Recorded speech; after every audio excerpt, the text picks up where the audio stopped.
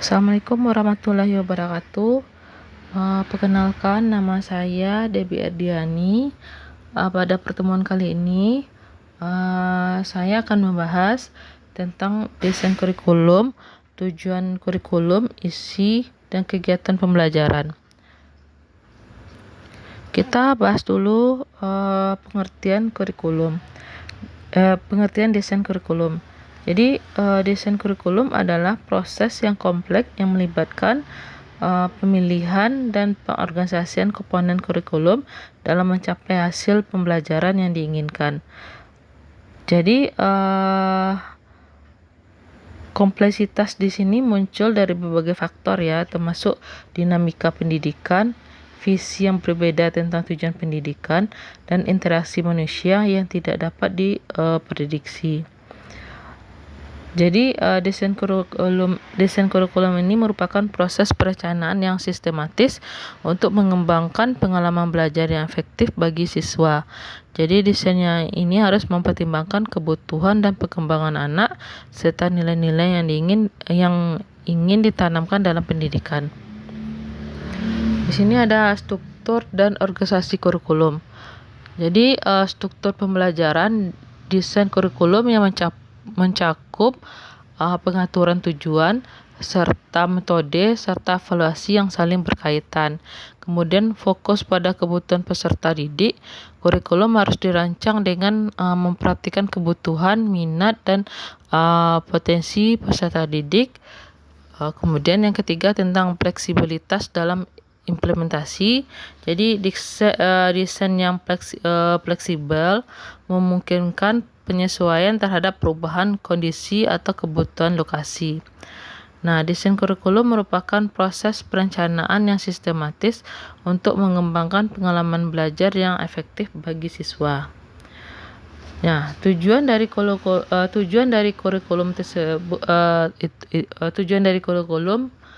adalah fokus utamanya dalam pembelajaran. Yang pertama itu mengembangkan kompetensi siswa. Jadi kurikulum bertujuan untuk mengembangkan kompetensi kognitif, efektif, dan psikomotor siswa. Kemudian meningkatkan efektivitas pembelajaran. Tujuan kurikulum adalah untuk meningkatkan efektivitas metode dan strategi pembelajaran. Yang ketiga, penyesuaian dengan perkembangan zaman.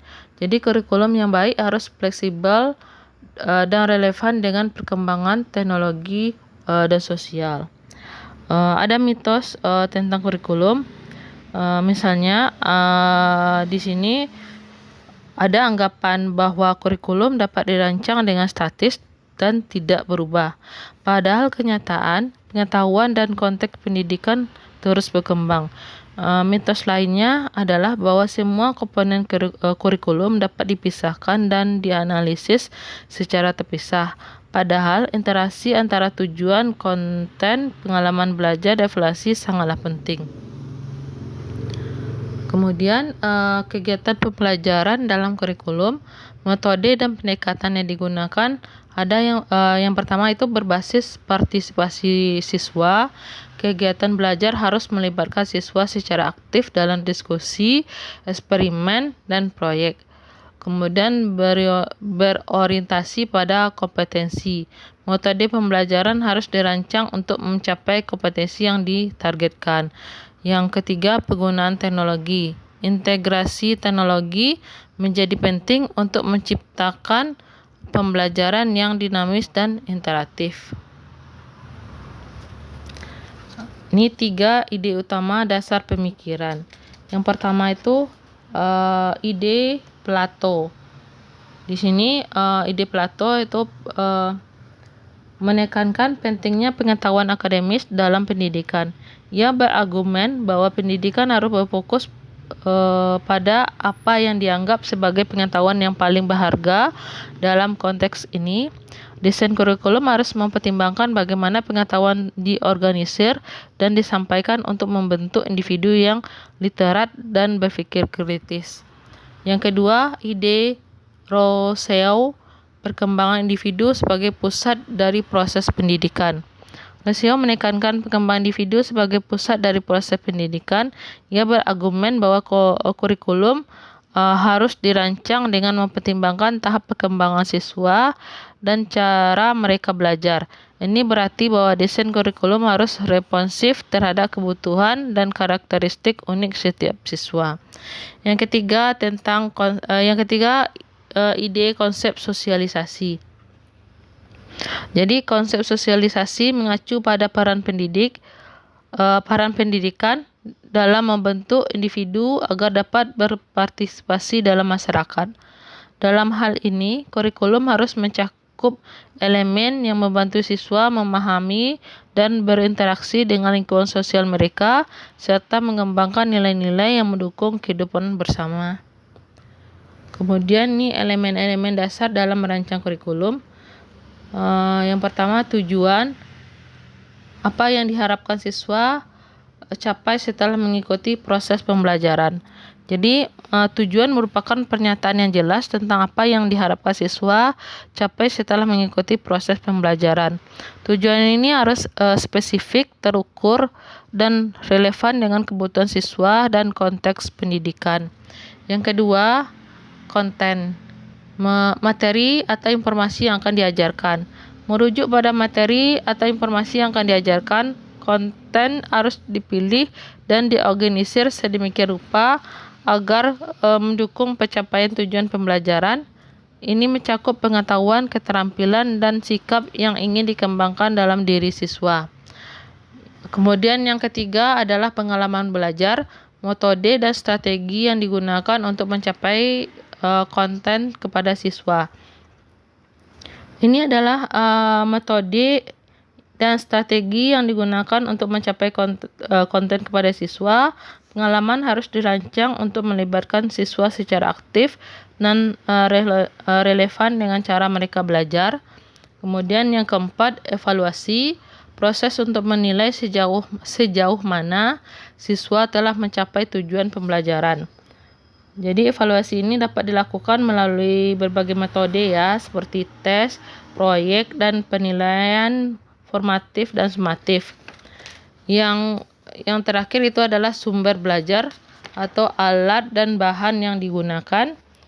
Jadi alat dan bahan yang digunakan ini untuk mendukung proses pembelajaran, termasuk buku, teknologi, dan sumber daya lain yang relevan dengan konteks dan pengalaman belajar. Nah, kelima komponen ini harus dipertimbangkan secara holistik karena interaksi antara tujuan, konten, pengalaman belajar, dan evaluasi sangat penting untuk menciptakan kurikulum yang efektif dan relevan. Kemudian sumber desain kurikulum dapat dibagi menjadi 3 kategori utama, yaitu filosofi, sosial, dan politik. Yang pertama, sumber filosofi, tujuan, dan pendekatan dalam desain kurikulum. Jadi pandang filosofi tentang pendidikan mempengaruhi tujuan dan pendekatan desain kurikulum. Misalkan pandangan idealis mungkin menekankan pentingnya pengetahuan akademis dan pengembangan karakter, sementara pandangan pragmatis lebih fokus pada pengalaman belajar dan relevansi dengan kehidupan nyata. Filosofi pendidikan diadopsi oleh pendidikan akan membentuk keputusan tentang konten dan metode pengajaran yang digunakan. Yang kedua, sumber sosial. Konten sosial, nilai-nilai budaya, norma-norma masyarakat, dan kebutuhan komunitas harus dipertimbangkan. Misalnya, kurikulum yang dirancang untuk masyarakat multikultural harus mencakup perspektif yang beragam dan menghormati perbedaan budaya. Yang ketiga, sumber politik. Kebijakan pendidikan dan keputusan politik seringkali mempengaruhi desain kurikulum. Selain itu, kepentingan politik dan ekonomi dapat mempengaruhi alokasi sumber daya dan dukungan untuk program pendidikan tertentu. Jadi ketiga sumber ini saling berinteraksi dan membentuk kerangka kerja yang kompleks dalam merancang kurikulum yang efektif dan perspektif merancang kurikulum yang efektif dan responsif terhadap kebutuhan siswa dan masyarakat. Ini aspek penting dalam desain kurikulum. Ada desain horizontal. Ini merujuk pada perorganisasian elemen-elemen kurikulum yang terjadi pada tingkat yang sama, seperti mengaitkan berbagai mata pelajaran dan tema relevan, misalnya mengintegrasikan konten dari sejarah, sosial, dan geografi dalam satu program studi untuk memberikan pemahaman yang lebih komprehensif kepada siswa. Nah, desain horizontal ini bertujuan untuk menciptakan hubungan antara berbagai disiplin ilmu sehingga siswa dapat melihat keterkaitan antara konsep-konsep yang berbeda. Yang kedua, desain vertikal. Desain vertikal berkaitan dengan urutan dan pengembangan konteks dari satu tingkat kelas ke tingkat kelas berikutnya. Ini memastikan bahwa siswa mendapatkan persiapan yang diperlukan untuk materi yang lebih kompleks di masa depan. Contohnya konsep matematika. Yang diperkenalkan di kelas 1 akan diperluas dan diperdalam di kelas-kelas berikutnya. Nah, desain vertikal membantu siswa membangun pengetahuan secara bertahap dan mendalam. Yang ketiga, integrasi. Integrasi dalam kurikulum mengacu kepada penggabungan berbagai jenis pengetahuan dan pengalaman untuk membantu siswa memahami materi sebagai suatu kesatuan, bukan sebagai bagian-bagian yang terpisah. Yang terakhir itu artikulasi. Jadi artikulasi adalah proses yang memastikan bahwa ada hubungan yang jelas antara berbagai komponen kurikulum baik secara horizontal maupun vertikal. Ini mencakup pengetahuan konteks yang berkelanjutan dan konsisten dalam satu tingkat kelas ke tingkat kelas lainnya serta antara mata pelajaran yang berbeda. Dengan mempertimbangkan desain horizontal, vertikal, dan integrasi dan artikulasi, kurikulum dapat dirancang untuk memberikan pengalaman belajar yang lebih holistik dan efektif bagi siswa. Demikianlah pemaparan dari saya tentang desain kurikulum, tujuan kurikulum, isi dan kegiatan pembelajaran.